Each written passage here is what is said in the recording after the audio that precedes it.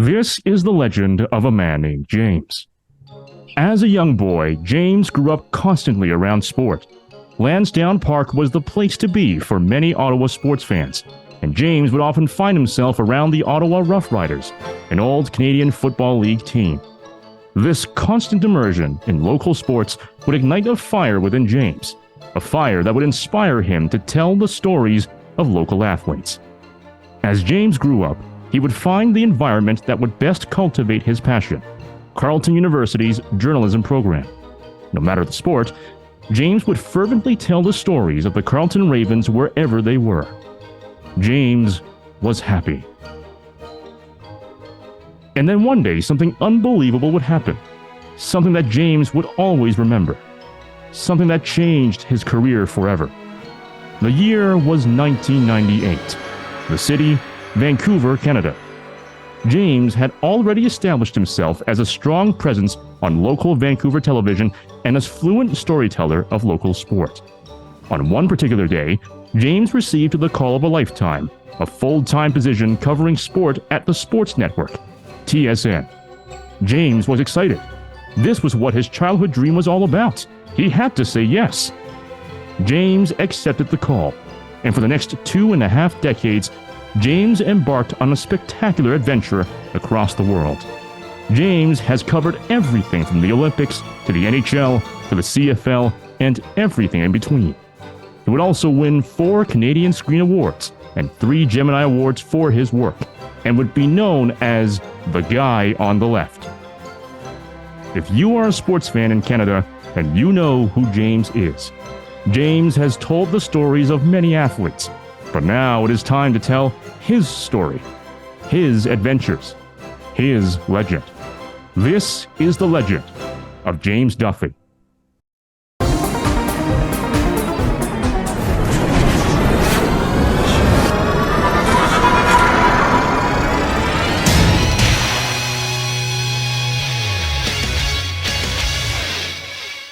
James, thank you so much for coming on to the show. That's the best introduction I've ever gotten, Amos. It was that was spectacular. Yeah, like a children's story about my life, voiced by a really good broadcast voice. So that was awesome. Thank you. So, all right. So let's go all the way back to the very beginning. What inspired you to pursue journalism?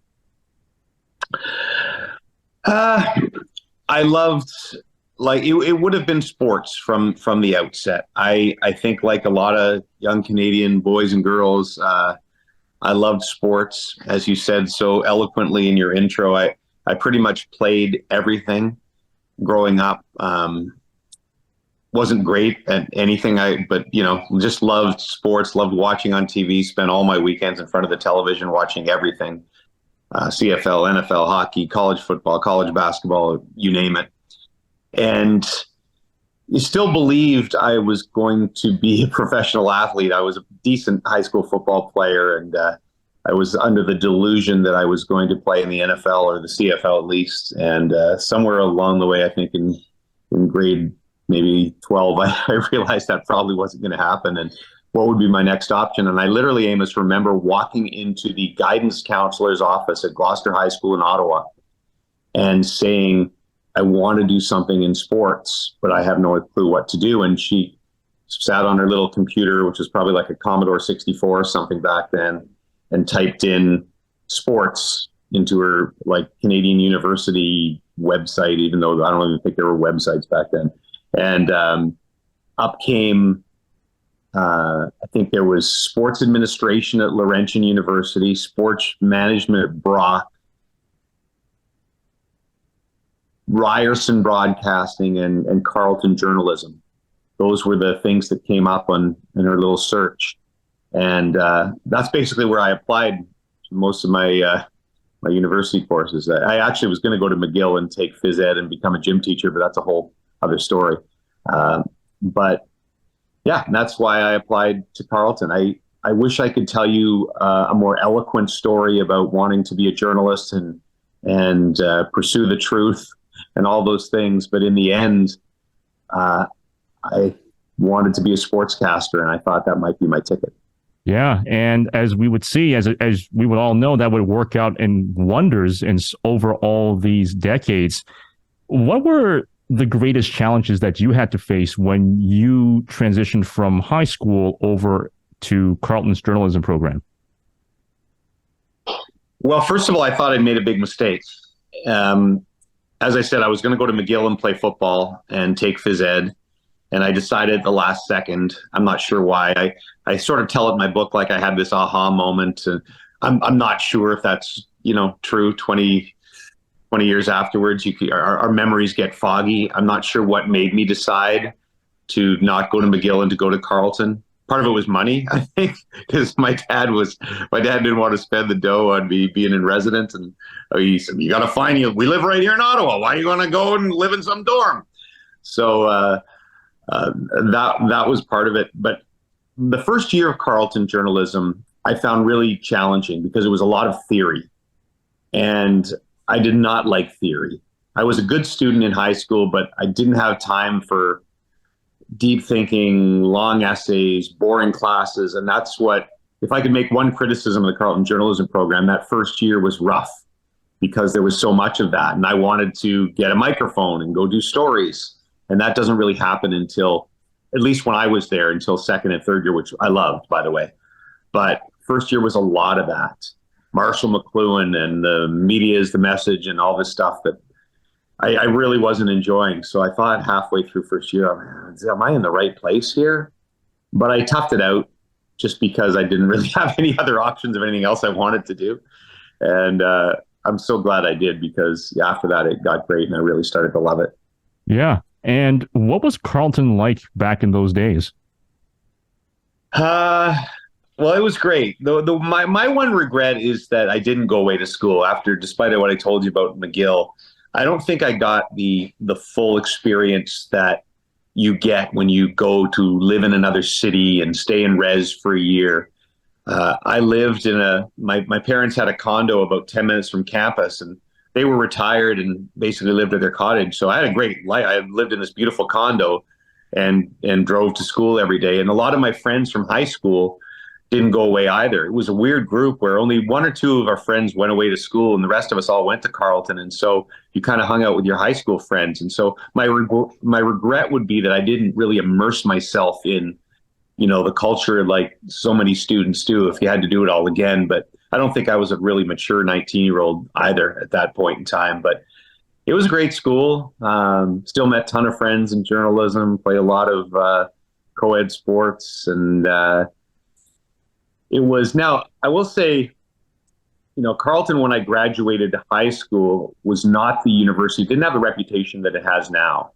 As a matter of fact, it had a nickname, Last Chance U. I don't know if you've ever heard that along your way, where people who don't get into anywhere else can get into Carleton. And maybe that was true for the arts program, but I think, the journalism program always had a great reputation. There was a few other programs that had really good reputation. So, I never felt any of that, but certainly some of my friends that didn't do well in high school did get into Carleton. So maybe part of it was true. Yeah, no, I mean, I have heard about that, the Last Chance Carlton chant, specifically from the Ottawa U side whenever they're at sports events and any rivalry events.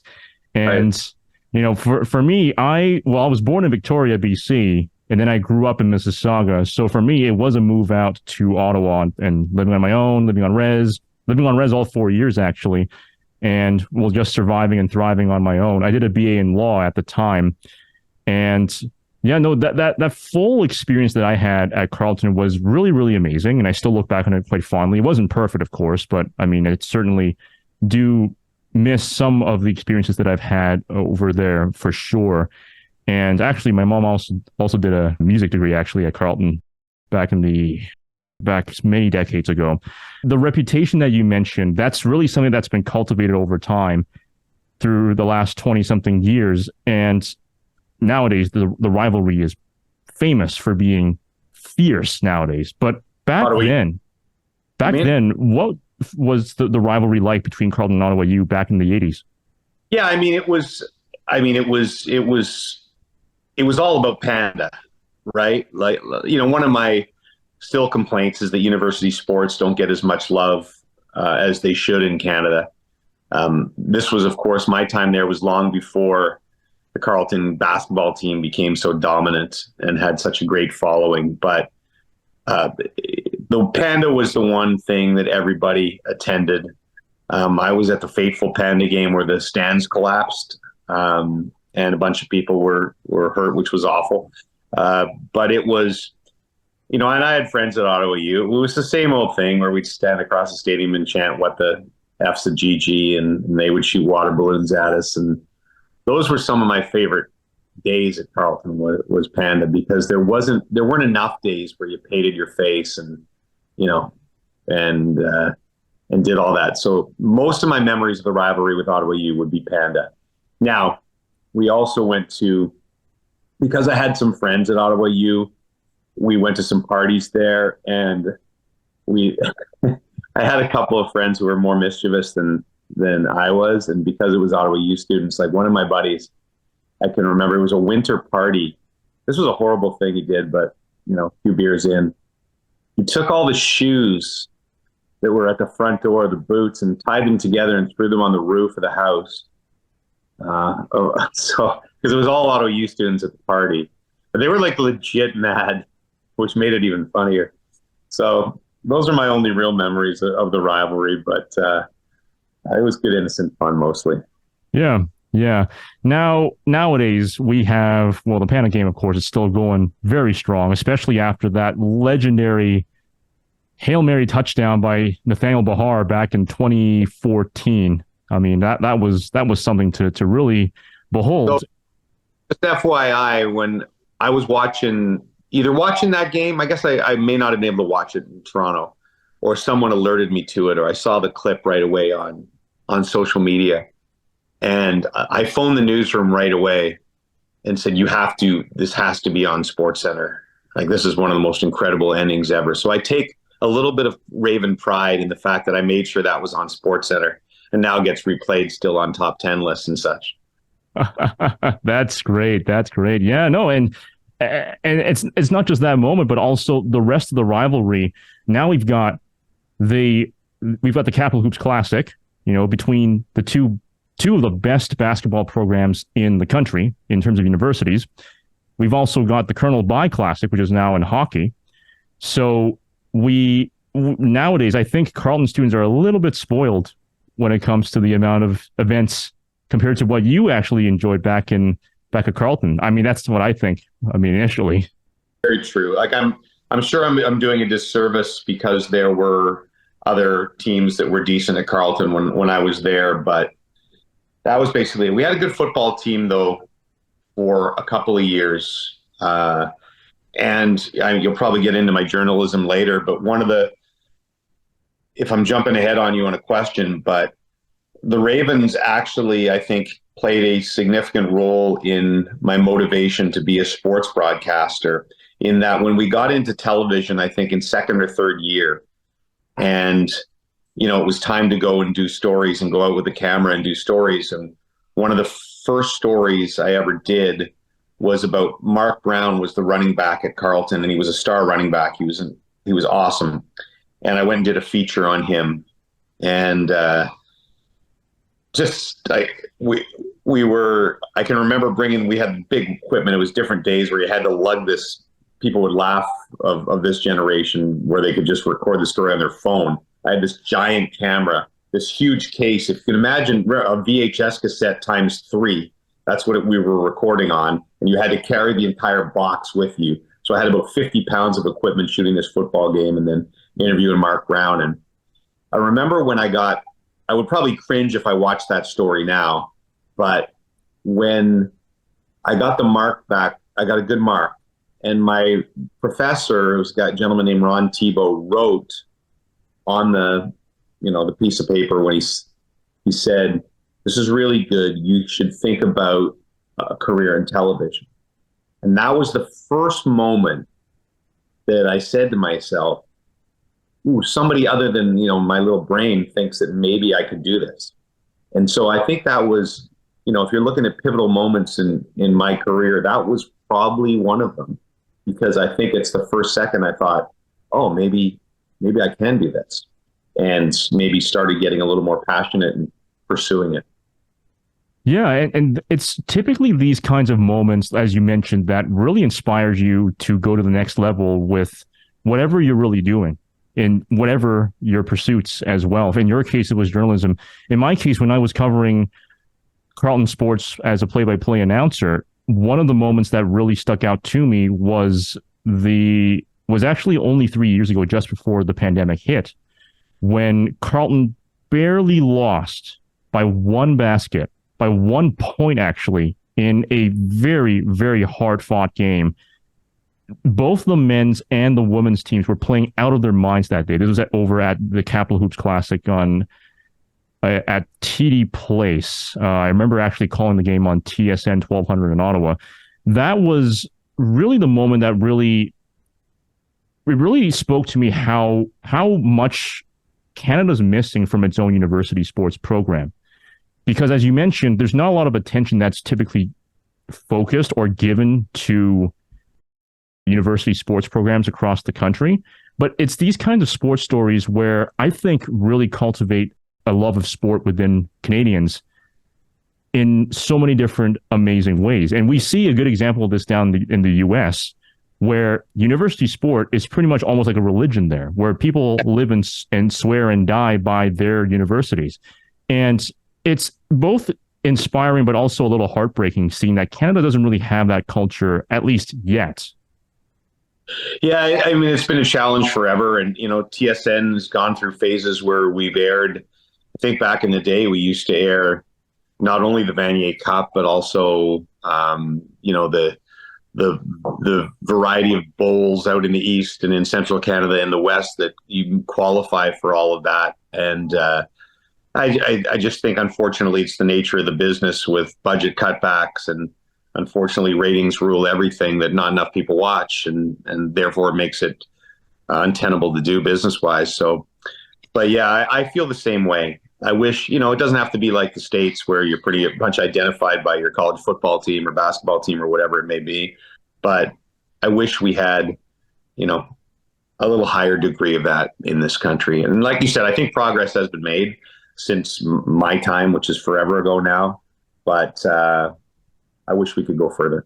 Yeah. And speaking about ratings, although the ratings, are not exactly where they're at for university sports, the ratings are certainly very high for your coverage of all the sports as well. And, as I mentioned, you're known as the guy on the left.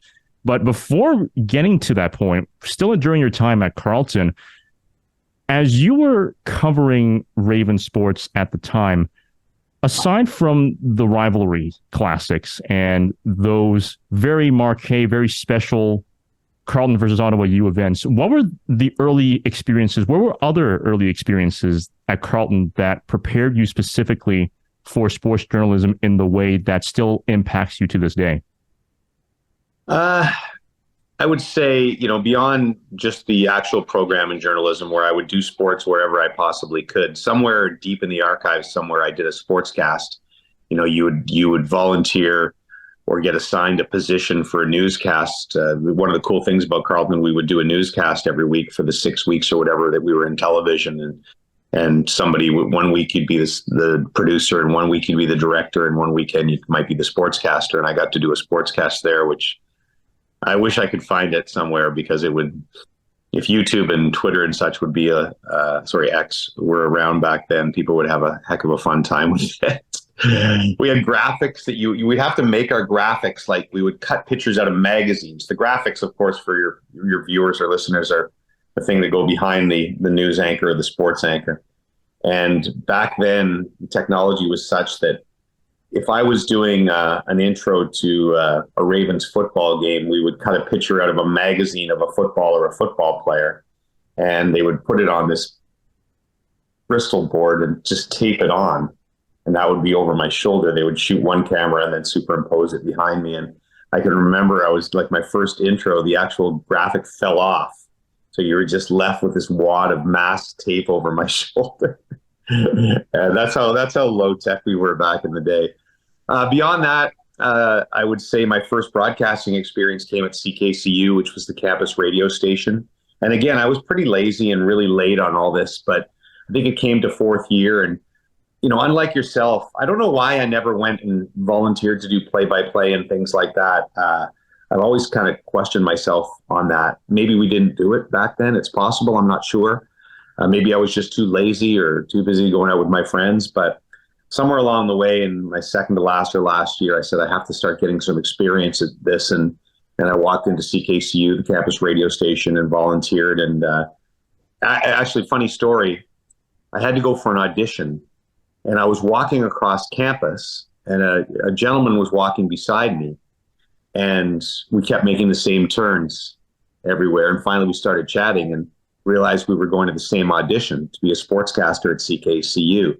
And his name was Dave Naylor, who went on to be a great sports writer for the Globe and Mail and now works at TSN as a football insider. So crazy that these two punks and 20 years old were walking across campus and both ended up on TSN, but that's how it goes. We were the only two guys there, by the way.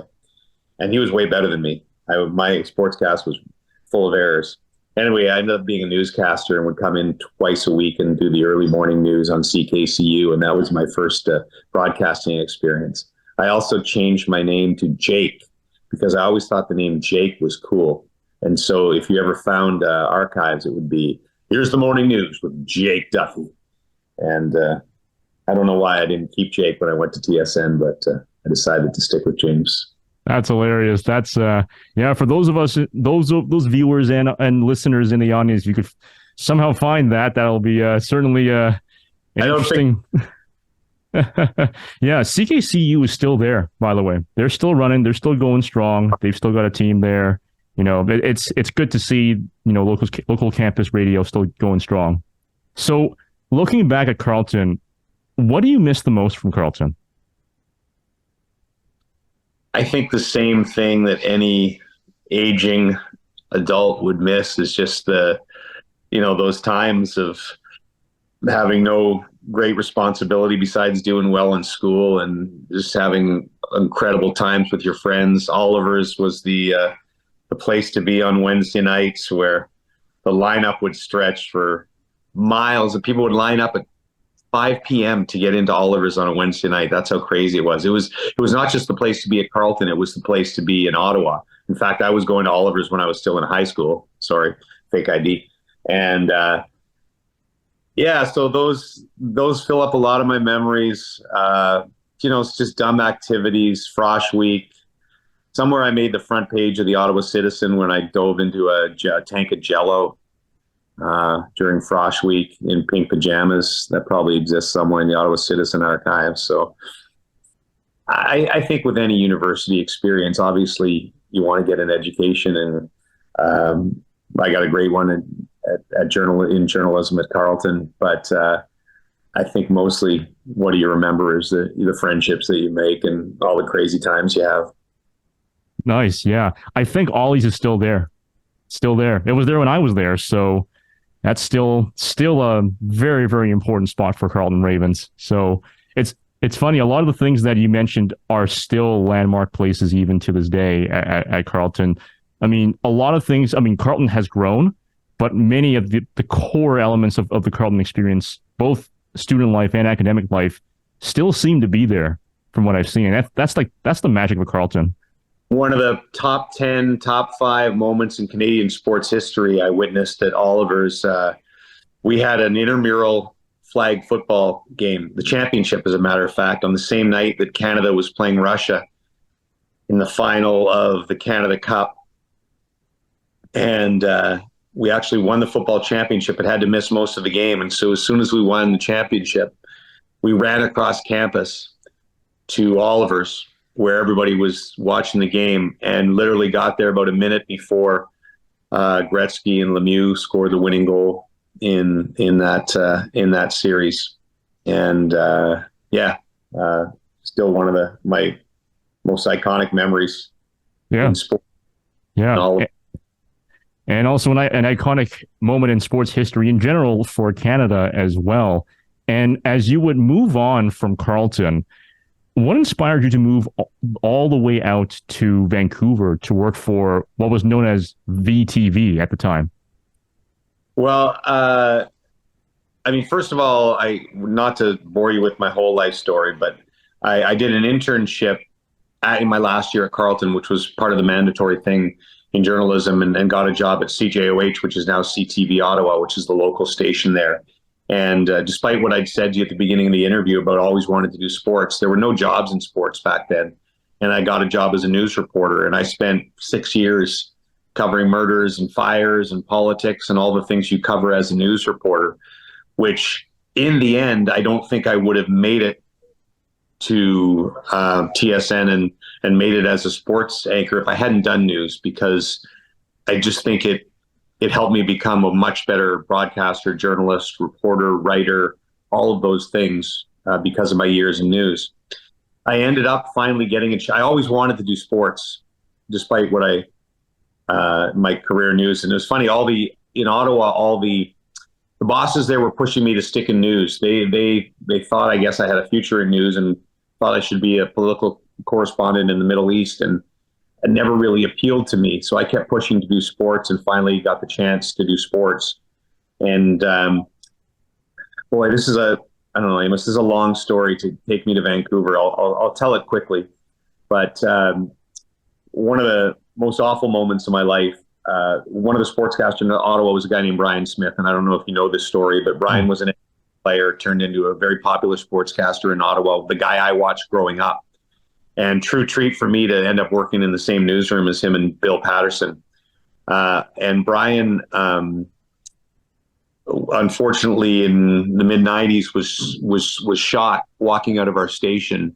A schizophrenic was deranged and basically drove to our station looking for the first person he recognized. And Brian had finished his sportscast and was walking out of the building, and this guy shot him, and Brian was killed. And my first sportscast was the next day. Bill, the other sportscaster, was obviously a mess. And that's a long-winded way of telling you, I ended up moving into the sports department with Bill and Carol and Waldo. And I did it for about a year and a half. And, I loved it. I loved working with them. I loved covering sports, but I never quite felt right about getting my break that way.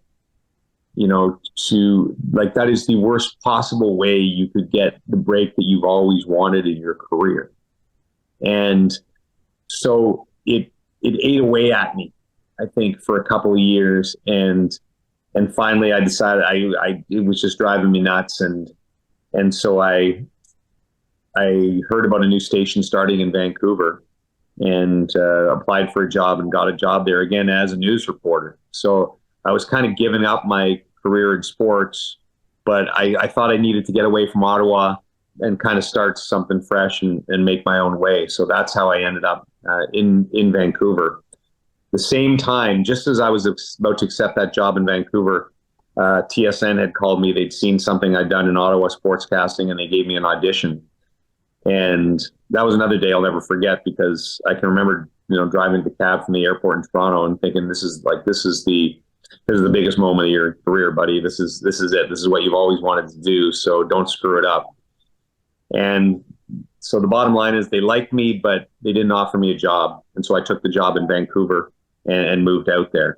And so that's a very long story of how I ended up in Vancouver. But again, I think it was 100% the right thing for me to get away for a while. I got to do some really fun stuff in Vancouver, even though I didn't do much sports. They let me sort of do quirky stories every day, which really, got my creative juices flowing. And it's funny when the boss at TSN, whose name was Keith Pelly, who's now the head of the European Golf Tour, when he said, I can't offer you the job right now, he said, I want to hire you someday. And I said, well, don't call me for 2 years, because I want to go out and experience Vancouver. And he called me in 6 months and offered me a job. So I was only in Vancouver for 10 months, but again, invaluable experience. And it led to, as you said in your intro, that fateful call when I was offered the job, which, by the way, is a story in itself. I'm getting really long-winded now, but my girlfriend, now wife, was there with me. She moved to Vancouver with me, and her parents came out to visit.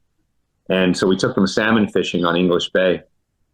And it was a surreal scene. We had a dog, a Jack Russell Terrier, and I caught a salmon. and I was literally reeling it in, and my dog was freaking out because he never even had the concept of fish being in the ocean before, and he saw this fish bouncing around, and his mind was going crazy, and he was going nuts, and I was reeling in this fish in English Bay on this perfect Vancouver day, and my phone rang, and I picked it up, and it was Keith Belly from TSN, and I'm like, Keith, I need a couple of minutes here. I got a salmon on the line, and so yeah, that was how I found out about the job at TSN, while salmon fishing in BC. Wow. So there, I surprised about 10 years for you there in 3 minutes. Wow, that's incredible. Yeah, no, I mean, I'll start off by saying, but yeah, I have read about that very, very horrific story. They did a memorial, I think, in Ottawa in 2020, because that was the 25th anniversary of the horrific incident. So yeah, that's like Ottawa would be the last place you expect something like that to happen, especially in 1995, and Brian Smith would be the last person you expect it to happen to. Happy-go-lucky guy, taught me a lot, and yeah, it was horrible, but yeah, we're very strange ways. Yeah, but that call to TSN though, to fast forward a couple years, that moment though, I mean, what were you feeling when you got that call in 1998 that you got to join TSN? This is your break. This is your biggest break that you've ever gotten in your career. I was pretty excited. I mean, the only mixed emotions I had were that we really liked Vancouver, and like you, I grew up in BC I moved around the country a lot because my dad was RCMP, but I spent 3 years in Victoria when I was young, and probably my first love of sports was I started playing soccer in Victoria, and that was the first sport I loved. So I had a lot of fond memories in BC, and it was just a great place to live. And so I kind of said to myself, man, I could live here for a long time. And then 10 months later, here I am and going back to Toronto. But I really didn't hesitate much with saying yes, because TSN had always been my dream. And also the first job I was offered was to host CFL and NBA on TSN, which I think back then was pretty rare. Usually you'd break in as a reporter or and work your way up. And I was a huge CFL fan, as you said off the top. Grew up with the Rough Riders and with my dad and mom watching those games. And Vince Carter had just been drafted by the Raptors, and so I was going back to host NBA in Vince Carter's rookie year, and so it was just incredible baptism by fire as a broadcaster, but just incredible opportunities right off the top, and pretty much my dream job. So first day at TSN, how was it? Well, the first day, I believe, was a CFL doubleheader on July 1st. And I can remember being extremely nervous. I'd never hosted anything before. I'd anchored sports, but I'd never hosted a panel or anything like that. So I had no clue really what I was doing. And so actually, I'll tell you what, while I was in Vancouver, before I moved to TSN, I hosted one event, which was the RBC Cup, like the national, Bantam or Midget Hockey Championship. I'm having a brain cramp right now. But so I went to Nanaimo because it happened to be in Nanaimo. So TSN said, why don't you host this while you're out there? And that'll be your TSN debut. And I went out and I didn't have a jacket or a tie or anything. And went out and bought a suit. And I can remember just before we went to air, we had to tape something. The producer was nervous because I was the new guy. And so he said, let's tape the opening of the show, which was about 2-3 minutes long. And I kept screwing up, like once, twice, 3 times, 4 times, 5 times, 6 times, 7 times. And I could feel the angst in his voice in your earpiece. I could see the cameraman kind of looking around from behind the camera going, who is this idiot? And I could feel my heartbeat just going, oh my God, I can't do this. And so that was my first experience. I pulled it off. And as the show got on, I felt a little more comfortable. So that was actually my first TSN event. The next one was the CFL thing. And I was beside Chris Schultz, who I'd worked with for a long time. He was a rookie as well. And we were all rookies and really nervous, but it was great. It was like I said, it's kind of surreal sitting there at the desk thinking, wow, I'm on the network that I've been watching all my life and getting to do exactly what I wanted to do. Yeah, yeah. Well, it's good that it eventually worked out, and it's one of the most satisfying things about sportscasting that I found is that the only way to get better at doing it is to do it, is to actually get into, like, get your hands dirty, go in, dive right in, and do it. And the first couple of broadcasts are going to be quite rough, but then you get experience as you do more of it and more of it and more of it and more of it. And that's something that I think it's the best way to learn sportscasting, at least in my own experience. And I would assume probably in your experience as well. 100%. It's all about reps, like in any job, and just getting comfortable. And in some ways, I think I was comfortable within, a couple of years, but people would ask me, do you still get nervous when you go on the air? And I think I did for a long time, probably 10 or 15 years, but somewhere along the way, maybe a decade ago, it went away. And I'm sure I get, if I'm doing an event that, is a special, a gold medal game or the World Cup or something like that, I'm sure my heartbeat elevates a little bit, but I think you want it to elevate a little bit, just like an athlete would, but I'm much more comfortable. But it took me a long time to feel really comfortable doing it. And what you say about reps is funny, because as much as, if you were to ask me what my dream was initially, I would have probably told you to do football play-by-play.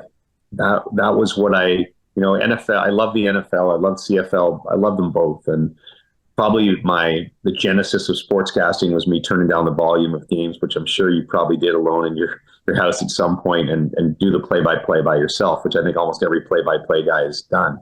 And I think sitting in my, pajamas, and when I was a 14 or 15-year-old, I did that a little bit and probably said, oh, maybe I can do this.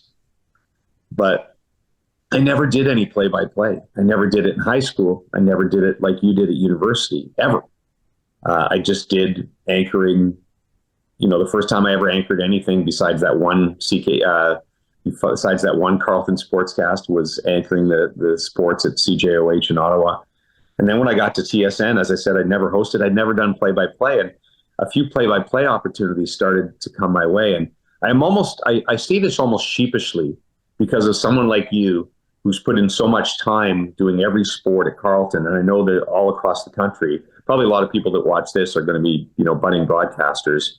And when they ask me for advice, I say exactly what you said: volunteer anywhere, do as much as you can. And yet I feel like a hypocrite because I never did that.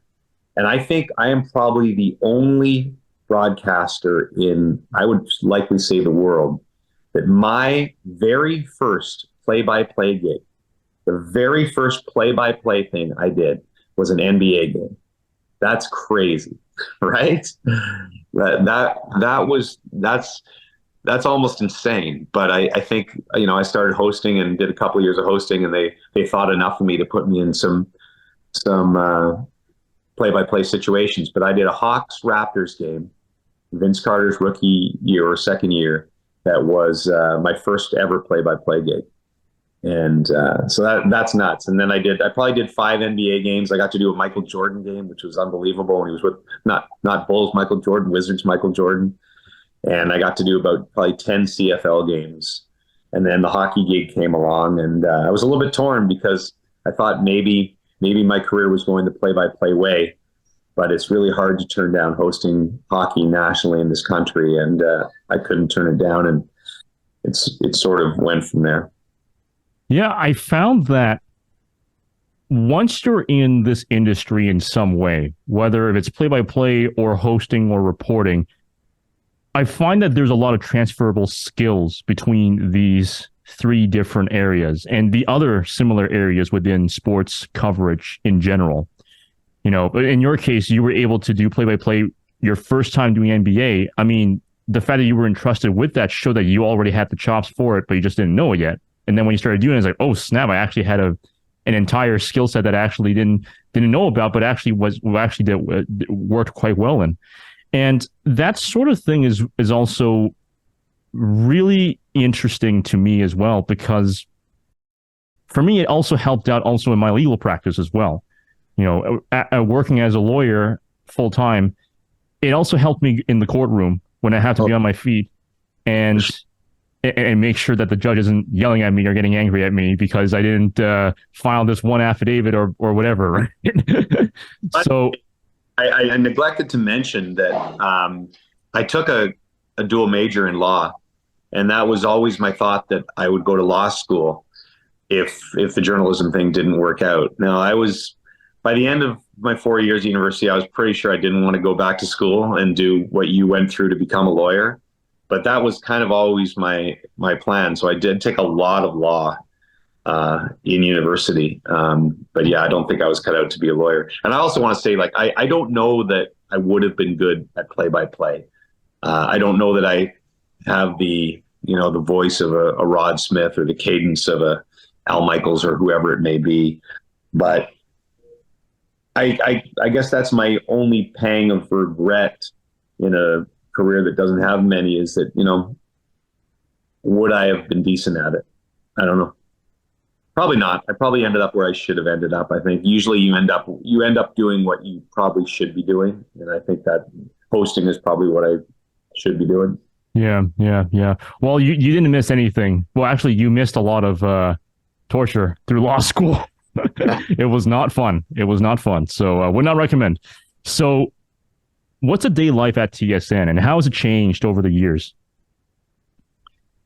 I mean, the biggest change I would just be technology and social media and things. I think that we used to break news when we would come on with a broadcast. If there was injuries to report or something big that had happened in the league, we'd usually be the first people to tell you about it.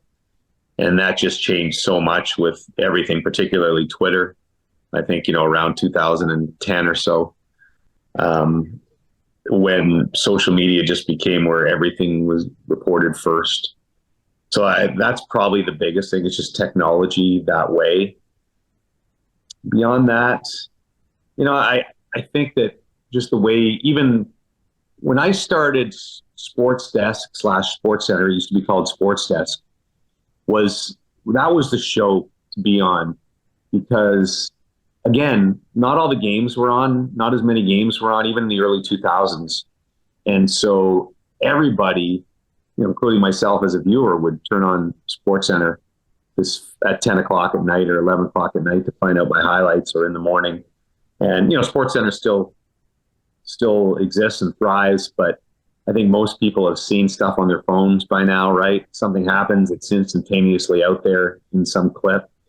So I think that's the biggest change, is that, the one great thing about sports is that you can never replace live, a live game. News is really struggling right now in television, and even other TV programs are struggling because of streaming services and such. But sports is the one thing you have to watch live, which is something that'll never be taken away. And so I think that part of it's great. We're kind of the last bastion of appointment viewing, what they always say in television, where you have to be there to watch this thing here and there. But I would say just technology and where you get the information from is probably the biggest change. How easily I can find, if you want to go back even before my days when I was a reporter, if I had to do a story, you had to old-fashioned reporting, call people and try to get interviews and do research and go to libraries and things like that, which it would be like mind-boggling to a reporter today that just has to search something and DM somebody and Wikipedia someone. So I sound like an old man screaming on a lawn right now, but I think technology is the biggest change. Yeah, it certainly has. And in an earlier episode of my podcast, Scott Russell, host of CBC Olympics, actually said a similar thing as well. He said, generally, back in the old days, even before your time, but certainly even up until I think 2005, 2006-ish, sports, there were only some big events, right? Like there was Hockey Night in Canada, or just NHL hockey in general, and there was really not much help happening outside of that, aside from the NHL or the Leafs game or the Sens game or whatever. But nowadays, there's so much sport everywhere and so much content everywhere. It's as if people have had their attention divided so much that it's very superficial. So there isn't just one big game. There are 10 big games, but there's only so much time that you have in a single day. Which that's again, I'm going to sound like an old man, but I miss that. I always feel like, if there was a big game that, we would spend the next 4 days talking about it at school or with your buddies. And now the news cycle is so fast.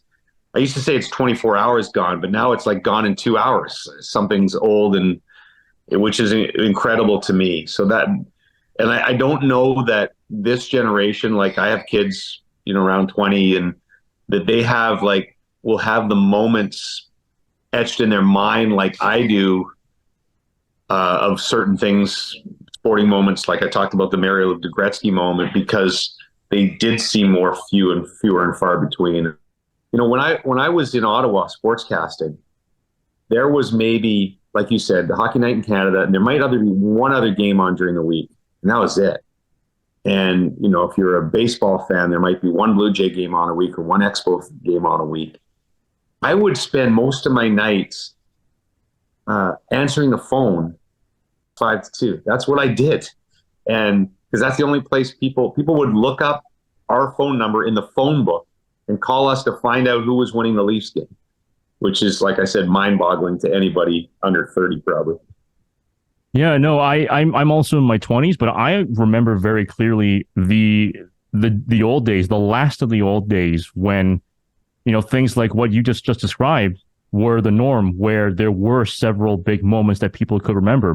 For me, the moment that I remember was Michael Phelps's 8 gold medals at the 2008 Beijing Olympics. And especially that one time where he just outtouched Michael Cavich at the wall. And that was a fascinating moment because at the time, most people, including even some of the Olympic swimmers that I spoke with later on in life, they didn't know what happened. It wasn't until I spoke with Byron McDonald, who I also had on an earlier episode of my podcast. He was actually calling that swim. And eventually that day, he mentioned that the reason why Michael Phelps won was because swimming is the only sport where you have to touch the wall in order to finish. Unlike track and field, which has cameras, and other things which has cameras as well.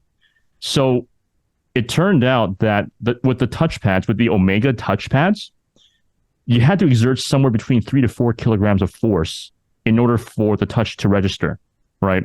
Because you don't want water to be touching it and then it's like, oh, you just finished your swim. So Michael Cavich, he was actually slowing down as he came down the last 25 meters of that swim. So by the time he was at the wall, his fingernail touched the wall. But actually, when Michael Phelps, when he timed his strokes, he zoomed in, touched it, and hit the wall. And that's what registered. That's how he won. So technically, Michael Cavich actually touched the wall first, but it didn't register because, according to Omega, you have to depress the wall in order for it to count. And that's how Michael Phelps won that gold medal and made it to 8 gold medals. But, for the longest time, most people didn't know about that. And I think to this day, most people still don't know about that. But it's those kinds of moments, and even knowing the history, even after all these years later, that really, really informed the experience of watching sports, let alone watching sports live, because it's that mystery. It's that mystifying moment. You don't know what's going to happen next. You sort of want it to happen a certain way, but you can't fast forward in time. You can fast forward a clip, but you can't fast forward in real time. And that's the thing that I think has been lost to a certain moment nowadays because of social media and all of these different events that's been happening at the same time. No, I think you're right. We're just all crazily distracted. And, some of the moments I had when I was young, like the Expos, I was a big Montreal Expos fan. And, them making it to the National League Division Series and then losing on probably the saddest day I ever had as a sports fan was when Blue Monday was called. Rick Monday hit a home run for the Dodgers and knocked the Expos out. And I was like 15, 16 years old, bawling in my basement. And that stuff stuck with me forever because it just felt like the end of the world, and when your team won, it felt like the greatest thing ever to happen. And I just think we just move on really, really quickly now, which again, that's fine. I'm not sure I'm glad I grew up in that age. Like if I was given a choice by some fancy time machine, despite all the advantages of today, I think I liked it that way. I agree. I mean, although I never grew up in the 80s, it's always been a fascinating time. Just even my parents' stories as well. It seemed to be a very magical time. Even I would even go as recent back as the early 2000s, because that was also, I think, the last little bit of time before we started getting into all the conveniences that we know of today. But yeah. How did you hang out with your friends? I'm like, well, I'd call them their house on their landline, and what if they didn't answer? Well, I'd probably ride my bike over 10 or 15 minutes. And what if they weren't home? I'd turn around and go home, and hopefully they'd come back at some point. How would you plan things on the weekend? That's what we do. We hope somebody was home.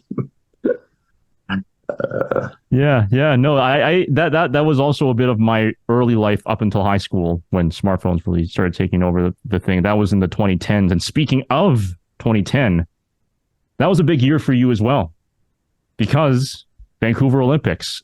Take us to the moment that you found out that you'd be hosting the Vancouver Olympics. What was that like?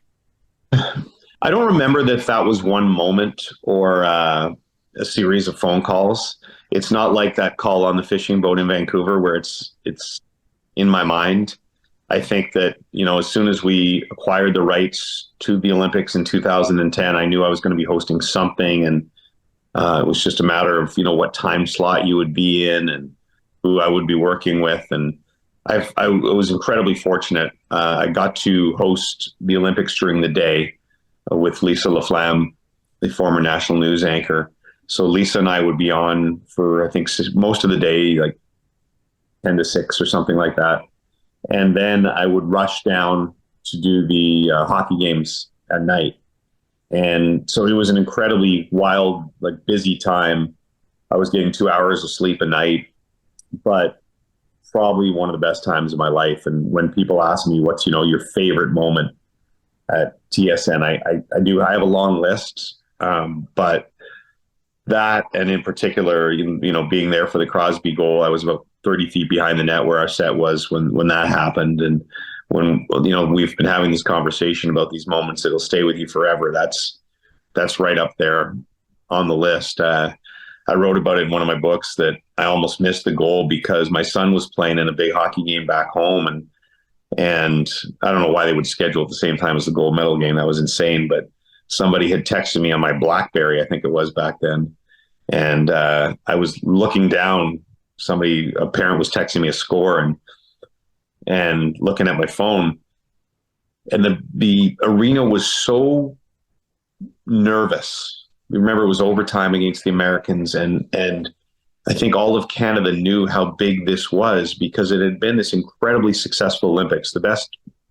One of the best moments, I think, in Canadian sports history together for 2 weeks. Canada had been the most successful home nation, I think, ever. But the reality is that if Canada loses to the U.S. in hockey, the whole Olympics would be sort of tarnished in our memory, which isn't fair to the other athletes, but it's the reality of hockey in this country. And so I think that weight was not only on the players, but the weight was on everybody on the building and everybody across the country watching. And so the building was so quiet that I actually heard Crosby yell Iggy. And that's what made me look up from my phone just in time to see Crosby beat Ryan Miller for the goal and the bedlam that would ensue. So that entire experience will be something I'll never surpass in my career. I'm fully aware that there could be a lot of cool things. There's been a lot of cool things that have happened since, and hopefully there's a few more in the future, but I don't think anything will ever top overtime in a gold medal game in an Olympics in your home country with whatever it was, 24 million people watching or whatever it was. Yeah, I was watching it on the very first live streams for, yeah, that was the first time that I think an Olympics was live streamed on an Olympic broadcaster, I believe. But it was the first time for me. A lot of crazy stuff. That was the first Olympics where we showed every event. I remember like TSN partnered with Sportsnet, partnered with CTV, and we had about 10 different networks going, which is now the norm. The way CBC will do it, the way that NBC does it in the States, but we were the first to do it like that. And it was crazy, but we were airing every single moment of everything. And the streaming thing is probably correct. It's probably the first time we did that. Yeah. And I remember it. I remember seeing the chat. This was the early days, just before nowadays we all know that chat is not really, don't ever look at the comments for anything really. But back in those days, the chat was like, let's go. It was just so, the energy was insane. It was absolutely insane. And yeah, no, the moment that Crosby scored that goal, the golden goal, as you and I would know, yeah, that was truly, truly, truly magical. And back to the broadcasting conversation, the toughest thing for me was that we were right in the stands. We had a set that basically folded out. So there were people all around us. And as a Canadian, I wanted to do what everybody in the building was doing, which was throw your beers and go crazy and hug and jump up and down. But, we're taught in journalism school to no cheering in the press box. And I probably did cheer briefly. I probably let out some primal scream, but tried to calm myself down right away and didn't have much time to enjoy the moment, because I think the curse of what we do is, as soon as something like that happens, you have to think about what you want to say about it.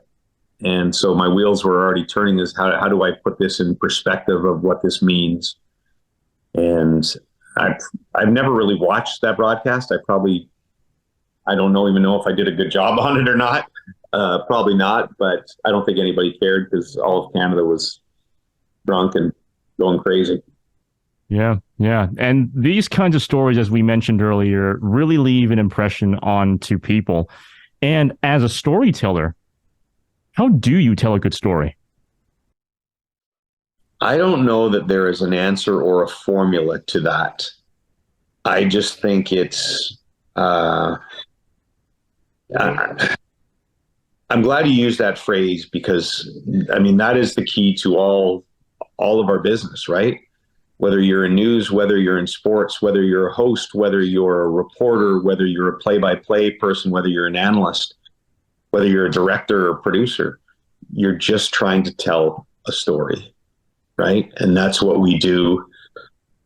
For me now, I host intermissions and pregame shows, and we're talking about mundane things like power plays and save percentages, but we are still trying to tell stories within that. And so I think that that's the key every day when you go to work is, how do we tell this story? So maybe you're watching a game and maybe you don't pick it up as a viewer if you're watching a Senators game or a Leafs game, but because they have to follow the action, what happens. But, they'll try to tell the stories as they build within the game. If some rookie goalie is having a heck of a game, well, keep showing him and show his dad in the stands and tell that story. And, it's different again when you're hosting or whatever, but I think it's just organically, you have to try your best to communicate as simply as possible, the best way possible, what you think is important to the viewer. And I think that's what storytelling is. Yeah. And how do you make it relevant? I don't know. I wish I had scientific answers to these things. I don't know. I've never taken a storytelling course. I would think that probably, whatever I learned at Carlton about how to start and end and grab people's attention all comes back into my mind somehow. But it's all done differently. When I really loved writing, and when you write a book, I'm not trying to shamelessly plug anything, but my last book was a book of hockey stories, and that was a different form of storytelling where, I'd interview these players, a Sidney Crosby or someone, and he would tell me a story, and then I would figure out the best way to tell the story in written form. And I think that's more traditional storytelling. Try to grab the reader's attention early and maybe go back and shape the background and build it to a climax. It's not as easy. It's not as simple as that in television, I don't think. It's more about communicating and telling people something they don't know, but I don't think there's a formulaic way of doing it, particularly in hosting. Sometimes my only role is to do a 20-second intro into a 5-minute feature. And so how do I tell a story in those 20 seconds, right? Without giving away too much of what you're about to see, but still making you want to watch that. I wish I could tell you there was a formula for it, but I don't really have one. I just figured I just fly by the seat of my pants, as I think most of us do, and try to make it up as we go along. Yeah. The way how I approach it, from what I found, is that it's not a science, it's more of an art. And I guess this is also coming from my own background also as a classical pianist as well. So, for example, the way how I approach telling a story in play-by-play is the same way how I approach a sonata, like a piano sonata or a concerto, where you have the parameters. Like in music, I mean, in sonatas, you have the key signatures, time signatures, the notation, harmony, melody, all that kind of stuff. And the main goal that I'm trying to figure out is what's the history behind that piece? How do you approach it? How do you make one bar or this set of bars make sense with this other set of bars as well? And the way how I transfer this over into play-by-play is that every single sport has its own cadence. It has its own rhythm. It has its own tempo, or its own speed, I should say. What's the history behind it? The players, why is this game important? What's the streaks, and what's the numbers in particular? And then I use that, and then I pick out what is important, how to make it logical, and then I call each action as it happens in about a couple of words, and so on and so forth. And then I put that into a cohesive story. At least that's how I found it. It's very much like an art, and everyone does it differently. And that's the beauty of it. I think that, especially nowadays with all these different types of sports and new sports even popping up as well, I think that the sort of diversity in approaches to covering sport, I think, have evolved greatly because of all these different approaches to it. And it's actually a beautiful problem. It's a problem, but it's a beautiful problem, right? When there isn't a science to it, but there's an art to it, because everyone's different in that way. Yeah, I think as a host, part of your job is you're basically a traffic cop who takes the viewer from one story to another. And so, you're kind of navigating this little highway through a pregame show of let's focus on this, let's tell this little story, then let's weave our way to this little story. And you're just doing little transitions and things to get from one place to another. So again, I don't know that there's any, I don't think I could be very good at writing a book on, the procedure of what I do, because I don't really know, besides just feeling it out every week. I do know from a very technical point that I write things down. I don't have a teleprompter like when we do hockey. So if I will sit, the most important time of my day, I think you started to ask me what a day at TSN was like, and I'll quickly, let's say, tomorrow I have a game. So I'll go in at maybe 2:00 or something. And in the morning, I'll do some research on both the teams and watch some clips and everything. Then when I go into work, the producer will hand me an outline of the show. Basically, here's what elements are in our show. And I'll spend the next hour just with a piece of paper writing down thoughts. I won't write down a script. I won't write down intros per se, but I'll write down point form notes of what I want to say. And okay, Jeff O'Neill wants to talk about this, and then Cheryl Pounder wants to talk about this. So let me figure out a way that I can link those two together. That's what I spend a lot of my time doing. And then, so I'll have all these papers in front of me when the show starts. Usually I can't even read my own writing, but it won't be a script per se, but it'll be something that makes sense in my mind to help tell the stories that you're talking about. Yeah. Yeah. And with all these experiences that you've had, I'm very sure that you've come across a lot of people who have many misconceptions about sportscasting. What are the greatest misconceptions that you faced? I mean, I think people uh, probably think it's really easy, and that's a good thing because if you can watch, if somebody can say to me, "Oh, you guys sit around and talk about the game for 5 minutes or whatever," well, that's what we want it to look like, right? We want it to look easy because we want it to look like we're just a bunch of people having a conversation. But I don't think people understand what goes on behind the scenes, the amount of people that are working in productions and putting together, video pieces that roll behind what we're talking about. And so I think would be an eye opener for most people, and maybe that's the misconception, is that there's so much that goes into it. How challenging all the production parts are to it. Misconceptions. I don't know. I don't know that there are that many. I think what we do is fairly straightforward beyond what I was just saying there. Uh, Maybe that again. I think we probably put a lot more work into it than people think.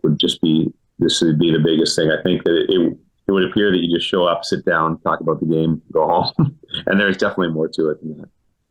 Yeah, no, absolutely. And even on my end, I'm prepping up for the basketball season, volleyball seasons over at the Guelph Griffins, the University of Guelph, and that's also nowhere close to the amount of work that you need to do, but I still had to do a bit of prep too. Go back to 2010, which was my first Olympics as a host. I prepared a binder because again, I'm old school. I like stuff on paper. Everybody puts in their computer now, but I'm weird that way. I had a binder that was this thick. I had a note on every single athlete in those Olympics.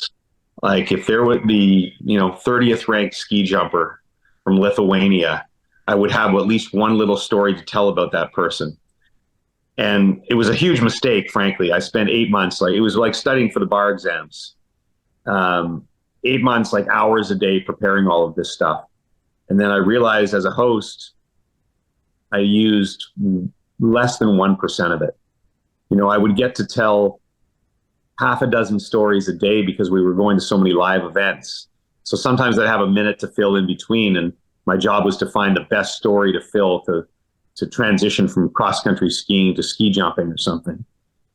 And so that was a real eye-opener for me that I worked way too hard. But at the same time, I've always found, when I talked earlier about your ability to not be nervous and relax on television, I think that comes from preparation. If the only times I've ever been nervous or anxious is when I know I haven't been prepared for something. And I'll still have dreams the odd time, like nightmares, where they're thrusting me onto a broadcast and I don't know what I'm talking about, right? And I think that's what we have those kind of stress dreams for work. Those are mine. So I prepare diligently, I think, to look like I haven't prepared, if that makes sense, to make it all look like it's just off the cuff. Yeah, no, I mean, I get what you mean. I get what you mean. Yeah, it's always important to prepare. As it's also good, it's better to over prepare than under prepare, because you never know when something actually does go insane. You really don't know. You really don't know when you need all that extra bit of information to keep a broadcast running. Sure. You don't know when you're doing play-by-play who's going to be the star guy that day and who you're, right? So you have those little notes. You get notes about, I used to do my football ones and have little notes on every single player. And again, 3/4 of them you won't use, but you never know who's going to have 2 interceptions that day or whatever it may be. Yeah, exactly.